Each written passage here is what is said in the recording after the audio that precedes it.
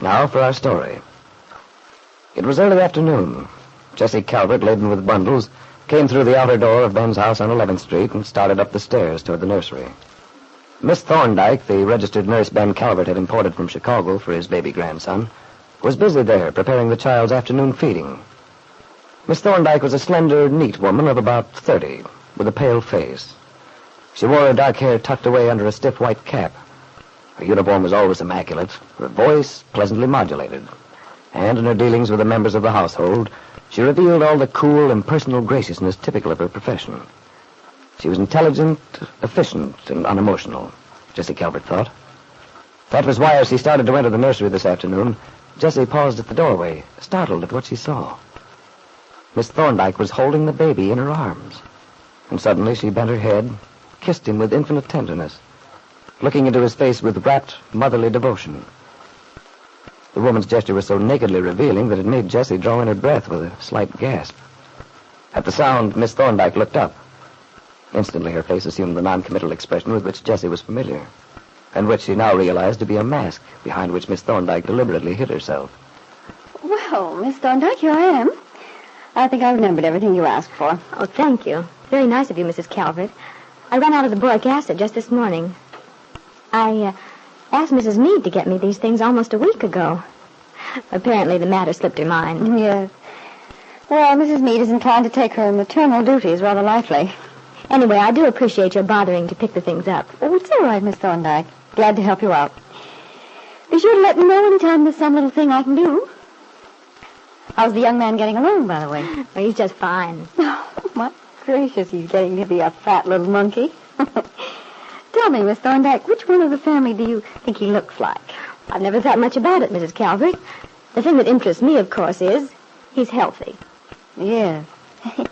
Yes, that's the main thing. It's very lucky that he is, too. No reason why he shouldn't be. Proper care, good food, that's all they need. Yes, I know. Assuming they started out all right from the beginning. But, you see, there was some question about this youngster originally. Fortunately, everything turned out all right. Well, Mrs. Meade has every right to be proud of him. Has Kit been in to see the baby today? No, she hasn't. She wasn't in all day yesterday, either. Seems rather odd. Odd, Miss Thorndyke? Well, perhaps it's just that I'm accustomed to mothers who take more of an interest in their children. Of course, I realize Mrs. Meade is upset. The divorce and so on must be very trying for her. Yes, indeed. And I'm afraid it'll be some time before things quiet down. You see, there's a possibility that the divorce may not go through quite as well as everyone had expected. Mr. Meade has some ideas of his own. Oh, it's too bad things like this have to happen. I don't worry so much about the parents, but it always makes me unhappy to think of the effect these things have on a child's life. The children take the brunt of it, actually. If people only wouldn't be so selfish, so concerned about themselves. Well, you seem to feel quite strongly on the subject, Miss Thorndyke. Tell me, don't you ever get tired of taking care of someone else's children? Wouldn't you like to have your own? Oh, I'm sorry, I shouldn't have. I said something wrong. It is quite all right, Mrs. Calvert. Oh, I do hope you'll forgive me. I just didn't think. No, it's nothing you could help. You see, my husband was killed overseas.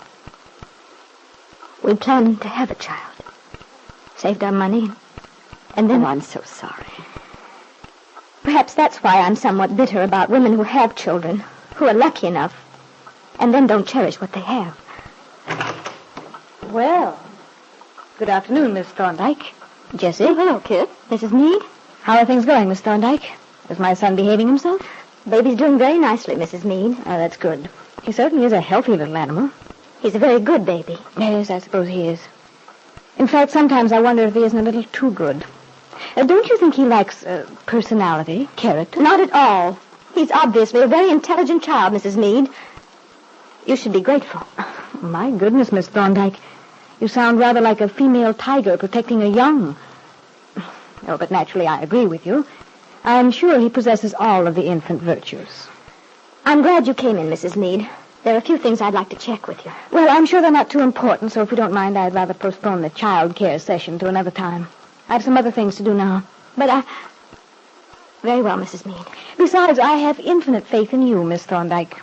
Just do whatever you think is best so far as the child is concerned. Everything seems to be nicely under control, so I think I'll run along. Well, I must go, too. Miss Thorndyke, we must continue our little talk tomorrow. Goodbye for now. Just keep up the good work, Miss Thorndyke. See you later. Well, Jessie, if you don't mind, what were you doing closeted in the nursery with Miss Thorndyke? What on earth are you talking about, Kit? Is anything wrong with my dropping in to see the girl once in a while? She's alone practically all day. It's her job, after all. Well, perhaps it is. That doesn't mean she doesn't need a bit of companionship once in a while. Heaven knows you don't waste much time on her. Matter of fact, I picked up some things she needed for the baby when I was in town. She said you'd forgotten. Oh, she did? Well, I'm afraid Miss Thorndyke is just a bit too officious for her own good. Well, I see you're in one of those charming moods of yours again. Oh, that must be Ben calling about dinner. I'll take it. Hello? Hello. I'd like to speak to Mrs. Meade. Who's calling, please? Well, is Mrs. Meade there? Yes. Yes, Mrs. Meade is here. Just a moment, please. It's for you, Kit.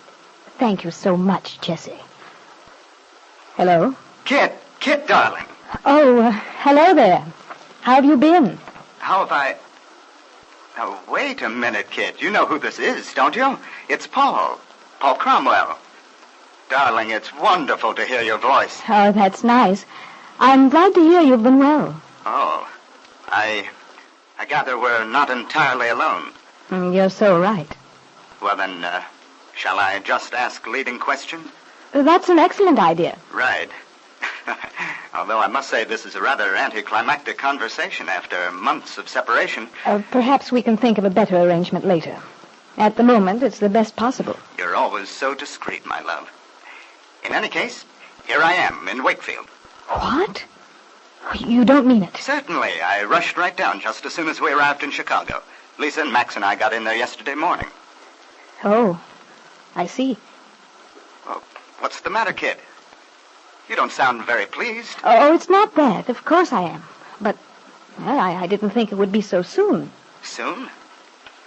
Well, at any rate, here I am. And, Kid, I've got to see you. It's been centuries, darling. I feel like a schoolboy. You sound rather like one, too. Well, at least you haven't changed. Still the sharp little knives, eh, Kid? Well, never mind. I love you, knives and all. When can I see you, dearest? Possibly this afternoon. Wonderful. In about an hour, I tell you I'm languishing away in this beastly hotel. All right, then. I'll do the best I can. But you'll hurry, won't you, Kid? We've so many things to talk over. You've no idea what I've been going through. Personally, I've been having a simply lovely time. Oh, you poor darling. I can imagine. Well, never mind. We're almost out of the woods now. I wonder. In any event, we'll have a good long talk and get all the loose ends tied up, eh? Look, you know the little bar here at the hotel? Yes, only too well. Well, suppose I meet you there at 4 o'clock. I believe I can manage that. Good. Perfect. I'll see you then, darling. Yes. Goodbye. During Kit's oddly one-sided conversation, Jessie Calvert pretended to busy herself in the hallway, hanging up her wraps in the closet. And as Kit hung up the receiver, Jessie's observant glance told her that Kit was extremely nervous. Why, Jessie wondered. Who could the mysterious caller have been? The voice she'd heard sounded familiar somehow, but at the moment she couldn't quite place it. Jessie would have been surprised and very satisfied, too, had she known that the man who'd been obviously reluctant to give his name was Paul Cromwell. That Paul Cromwell was actually in Wakefield, and that his presence there had thoroughly terrified Kit Meade.